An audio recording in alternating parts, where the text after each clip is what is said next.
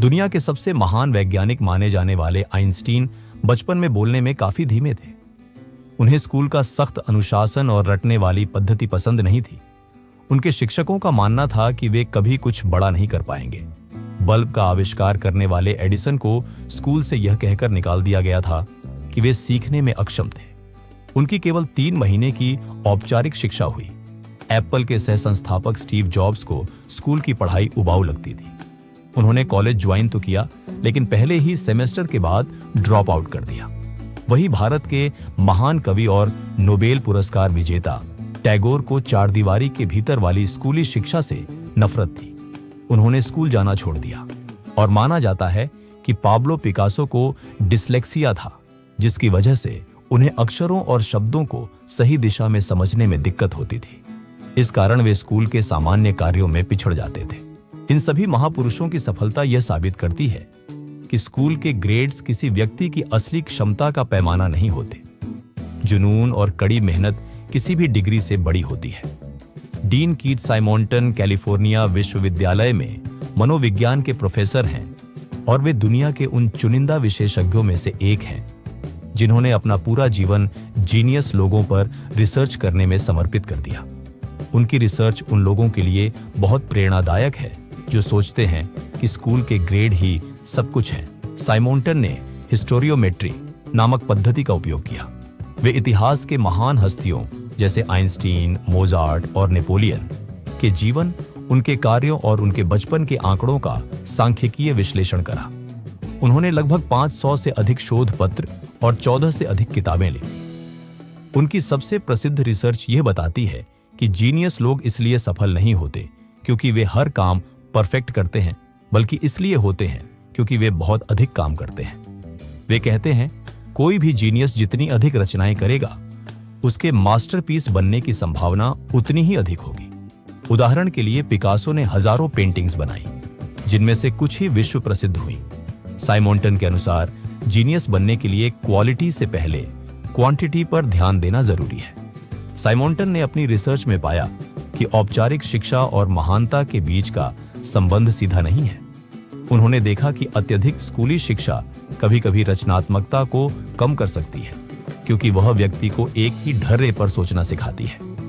उनके शोध के अनुसार कई महान जीनियस वे थे जिन्होंने स्कूल की पारंपरिक पढ़ाई के बजाय खुद के सेल्फ स्टडी पर ज्यादा ध्यान दिया।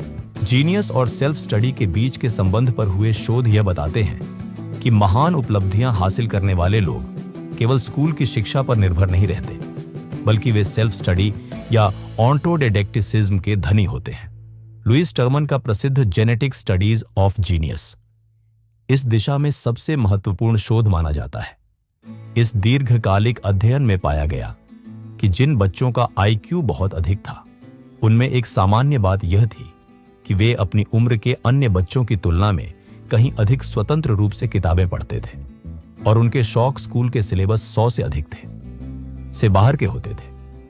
टर्मन के शोध से यह स्पष्ट हुआ कि जो बच्चे खुद से सीखने की जिम्मेदारी लेते हैं, वे बड़े होकर विज्ञान, कला और राजनीति जैसे क्षेत्रों में नेतृत्व करने की अधिक क्षमता रखते हैं। एक अन्य महत्वपूर्ण शोध एंडर्स एरिक्सन का डेलिब्रेट प्रैक्टिस पर आधारित है। उन्होंने पाया कि दुनिया के सर्वश्रेष्ठ कलाकार और वैज्ञानिक केवल दूसरों के निर्देशों का पालन नहीं करते, बल्कि वे अपनी प्रैक्टिस खुद डिजाइन करते हैं। उनके अनुसार एक जीनियस वही बनता है जो अपनी कमजोरियों को पहचान कर उन पर खुद से काम करना जानता है, जिसे स्कूलों के सामूहिक वातावरण में करना कठिन होता है। इसके अलावा मनोवैज्ञानिकों का मानना है कि स्व अध्ययन से मेटाकॉग्निशन विकसित होता है, यानी व्यक्ति को यह समझ आने लगता है कि उसका दिमाग कैसे सीखता है। यह आत्म जागरूकता किसी भी जीनियस के लिए सबसे बड़ी शक्ति होती है, क्योंकि यह उसे पारंपरिक शिक्षा की सीमाओं से ऊपर उठने में मदद करती है। डेविड एप्स्टीन ने अपनी रिसर्च रेंज में यह साबित किया है कि जो लोग खुद से अलग अलग विषयों को पढ़ते हैं, उनके पास एक व्यापक दृष्टिकोण होता है।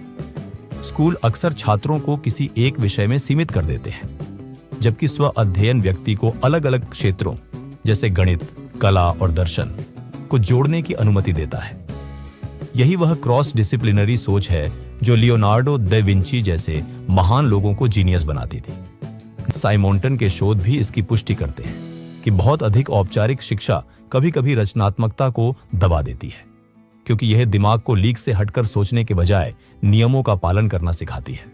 ड्यूक यूनिवर्सिटी और अन्य शोधकर्ताओं के अध्ययन बताते हैं कि जो लोग खुद से सीखते हैं उनमें जिज्ञासा और सेल्फ डिसिप्लिन का स्तर बहुत ऊंचा होता है। शोध यह भी बताते हैं कि जब हम अपनी मर्जी से कुछ सीखते हैं तो हमारा मस्तिष्क उस जानकारी को अधिक गहराई से प्रोसेस करता है और लंबे समय तक याद रखता है। यही कारण है कि इतिहास के सबसे बड़े जीनियस अक्सर उन विषयों में महान बने जिन्हें उन्होंने खुद से अपनी लाइब्रेरी या प्रकृति के बीच रहकर सीखा था।